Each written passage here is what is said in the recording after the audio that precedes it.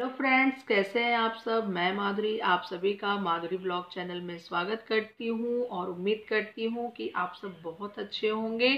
तो फ्रेंड्स, इसके पहले हमने हिंदी का पार्ट 1 आपको बताया था। आज हम पार्ट 2 के बारे में चर्चा करेंगे और हम आपको हिंदी की प्रमुख बोलियां और उसके परिचय के बारे में आपको बताएंगे कि ये बोलियां किस जगह पर बोली जाती हैं। तो वीडियो के लास्ट तक ज़रूर बने रहिए और वीडियो को ध्यान से देखिए। यह वीडियो आपके लिए काफ़ी यूज़फुल होने वाला है क्योंकि इससे संबंधित बहुत से प्रश्न एग्ज़ाम में पूछे जाते हैं। तो आज हम आपको बोलियों के बारे में विस्तार से बताएंगे। तो फ्रेंड्स, वीडियो स्टार्ट करते हैं।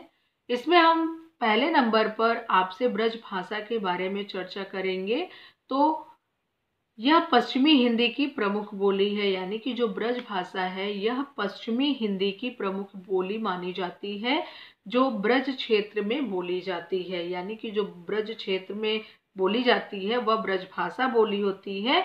और इसका जो क्षेत्र है वो आगरा, मथुरा, अलीगढ़, एटा, फिरोजाबाद जनपद के अतिरिक्त हरियाणा का गुड़गांव, राजस्थान का भरतपुर और धौलपुर जिला माना जाता है। उत्तर प्रदेश के बदायूं एवं मैनपुरी जिले के कुछ भागों में भी ब्रजभाषा बोली जाती है। यानी कि जो ब्रजभाषा बोली होती है वह बदायूं और मैनपुरी के कुछ जिलों के कुछ भागों में भी बोली जाती है। एक मोटे अनुमान से हम आपको बताना चाहेंगे कि ब्रजभाषा बोलने वालों की संख्या लगभग 1.5 करोड़ होगी और ब्रजभाषा की प्रमुखता व्यापक काव्य भाषा के रूप में विकसित हुई है। ब्रजभाषा की प्रमुख विशेषताएं क्या हैं? जैसे कि अगर हम ब्रजभाषा बोलना चाहें, अगर हमको पहचानना हो कि ब्रजभाषा कैसे बोली जाती है, तो इसके जैसे कि आयो, गयो, खायो, कारो, पीरो, अच्छो, बुरो आदि, इससे हम ब्रजभाषा की पहचान कर सकते हैं।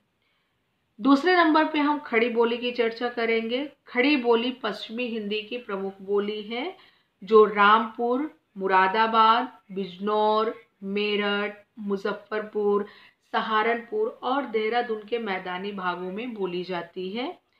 इसका क्षेत्र काफी विस्तृत है और इसे बोलने वालों की संख्या लगभग 1.5 करोड़ है। यानी कि ब्रज भाषा में भी लगभग हमने यही अनुमान लगाया था, 1.5 करोड़ के आसपास, और खड़ी बोली में भी लगभग 1.5 करोड़ का अनुमान लगाया जाता है। खड़ी बोली की प्रधान प्रवृत्ति है कि शब्दों का आकारांत होना, अर्थात अगर हमें पहचानना हो कि खड़ी बोली कैसे बोली जाती है, तो जैसे आड़ा, खोटा, लोटा आदि, तो इससे पहचान किया जा सकता है कि यह खड़ी बोली है। तीसरा, हम बुंदेली भाषा पर आपसे व्याख्या करेंगे। आपको बताना चाहेंगे कि बुंदेलखंड में बोली जाने वाली बुंदेली का क्षेत्र जैसे झांसी, जालौन, हमीरपुर, ओरछा, भोपाल, सागर, नरसिंहपुर, सिवनी तथा होशंगाबाद जिलों तक फैला हुआ है। यहाँ के लोग बुंदेली भाषा का प्रयोग करते हैं। इस प्रकार दक्षिणी उत्तर प्रदेश, मध्य प्रदेश और का जो मध्य भाग होता है इस बोली के क्षेत्र में समाविष्ट है। यानी कि इन क्षेत्रों में भी बुंदेली भाषा का प्रयोग किया जाता है। इसे बोलने वालों की संख्या लगभग 1 करोड़ होगी। बुंदेली में साहित्य रचना बहुत कम हुई है, किंतु लोक साहित्य पर्याप्त मात्रा में रचा गया है। तो जैसे मैं आपको बताना चाहती हूँ कि यह बोली प्रायः औकारांत होती है, जैसे आओ, गाओ, मारो, बैठो आदि।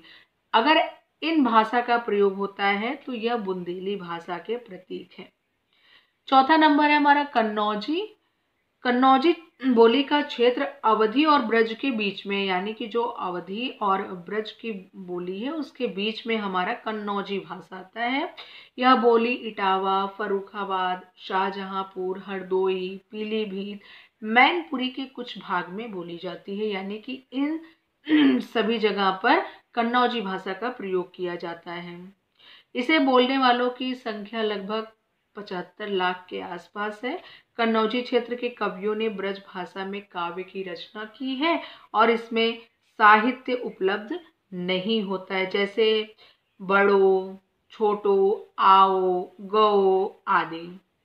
इसके बाद अब हम आपसे बांगरू भाषा का चर्चा करने वाले हैं। तो बांगरू भाषा के बारे में हम बताना चाहेंगे कि यह पश्चिमी हिंदी की यह बोली पंजाब के दक्षिणी पश्चिमी भाग में और हरियाणा के करनाल, रोहतक, हिसार, पटियाला, नाभा, जिंद क्षेत्रों में यह बोली बोली जाती है। इस बोली का एक और नाम भी है हरियाणवी। आप हरियाणवी बोली के बारे में तो जानते हैं, इसी को बांगरू भाषा भी कहते हैं। इस बोली का क्षेत्र पंजाबी, मारवाड़ी और खड़ी बोली के रूप में घिरा हुआ है, जैसे मन्नय, तन्नय, ओ, वे, वो, यो, या, कौड़, कूण, के, क्या आदि है। तो इस भाषा का प्रयोग अगर जहाँ हो रहा है तो ये हमारा बांगरू भाषा यानी कि हरियाणवी भाषा है। छठवां नंबर हमारा है अवधी। अवधी पूर्व हिंदी की प्रमुख बोली मानी जाती है, जो अवध प्रदेश के अंतर्गत बोली जाती है। इस बोली का क्षेत्र फतेहपुर, इलाहाबाद, कानपुर, लखनऊ, उन्नाव, रायबरेली, सीतापुर, फैजाबाद, गोंडा, बहराइच, सुल्तानपुर, प्रतापगढ़, बाराबंकी जिलों में फैला हुआ है, यानी कि इन जगहों पर अवधी भाषा का प्रयोग किया जाता है। अवधी बोलने वालों की संख्या लगभग 2 करोड़ है, यानी कि सबसे अधिक लोग अवधी भाषा का प्रयोग करते हैं। साहित्यिक दृष्टि से अवधी समृद्ध भाषा है। तुलसीकृत रामचरितमानस एवं जायसीकृत पद्मावत जैसे हिंदी महाकाव्य इसी भाषा में लिखे गए हैं। अवधी भाषा के अन्य कवि हैं जैसे नूर मोहम्मद, कुतुबन, मंझन, लालदास, नाभादास, अग्रदास आदि। ये सभी कवियों ने अवधी भाषा में अपने लेखन में अवधी भाषा का प्रयोग किया है। अवधी भाषा अगर आपको पहचानना हो तो हम आपको बताना चाहते हैं, जैसे छोट, बड़, भल, नीक, खोट आदि। बोलचाल की आधुनिक अवधी खड़ी बोली से भी प्रभावित है, जैसे मध्यकालीन अवधि में अरबी फारसी के शब्द अधिक प्रयोग होने लगते थे, वहीं आधुनिक अवधि में अंग्रेजी शब्द भी सुनाई पड़ते। इसके बाद हम चर्चा करते हैं बघेली। जो बघेली भाषा होती है या पूर्वी हिंदी की यह बोली बघेलखंड में बोली जाने के कारण बघेली कहलाती है, क्योंकि यह भाषा बघेल में बोली जाती है, इसलिए इसको बघेलखंड में बोली जाने वाली भाषा है, इसलिए इसको हम बघेली कहते हैं। इसका क्षेत्र जैसे है रीवा, दामोह, जबलपुर, मांडला, बालाघाट, बांदा, हमीरपुर जिलों में है। इसका प्रयोग बहुत ज़्यादा मात्रा में किया जाता है। बघेली बोलने वालों की संख्या लगभग 60 लाख है, यानी कि सबसे कम बघेली बोली जाती है। इस बोली में लोक साहित्य भी उपलब्ध होता है, कोई साहित्यिक रचना नहीं। इसकी सीमावर्ती बोलियां हैं बुंदली, अवधी और भोजपुरी। बघेली की कुछ प्रमुख विशेषताएं मैं आपको बताना चाहती हूँ, जैसे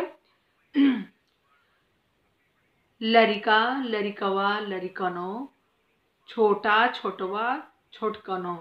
तो ये हमारी बघेली भाषा है। इसके बाद हम आपको छत्तीसगढ़ी के बारे में बताना चाहते हैं कि छत्तीसगढ़ी भाषा क्या है। तो पूर्वी हिंदी के अंतर्गत आने वाली छत्तीसगढ़ी बोली का जो क्षेत्र है वो रायपुर, बिलासपुर, संभलपुर, कांकेर, नांदगांव, चांदा, बस्तर एवं बिहार का कुछ भाग है। इन सभी जगहों पर छत्तीसगढ़ी बोली बोली जाती है। इस बोली की प्रमुख विशेषता यह है कि छत्तीसगढ़ में कर्ता कारक में किसी परसर्ग का प्रयोग नहीं होता है। कर्म कारक में ला ल का प्रयोग होता है। करण कारण में ले से का प्रयोग, संप्रदान में ला वर खाती का प्रयोग और अधिकरण कारक में मा पर का प्रयोग होता है। जैसे अगर आपको पहचानना हो कि ये छत्तीसगढ़ी भाषा है तो आप कैसे पहचानेंगे, तो जैसे इतका, इतका, अडुक, ओतक, उतका, ओडुक। तो ये हमारी छत्तीसगढ़ी भाषा है। तो फ्रेंड्स, आज की वीडियो में बस इतना ही। मिलते हैं नेक्स्ट वीडियो में एक अच्छे टॉपिक के साथ। आज का जो मैंने आपको हिंदी साहित्य में जो बोलियां बताई हैं, इनके परिचय के बारे में बताया है, इसमें से लगभग हर कॉम्पिटिटिव एग्ज़ाम में क्वेश्चन पूछे जाते हैं, तो ये आपके लिए काफ़ी हेल्पफुल है। और अब मिलते हैं नेक्स्ट वीडियो में एक नए टॉपिक के साथ। तब तक के लिए नमस्कार।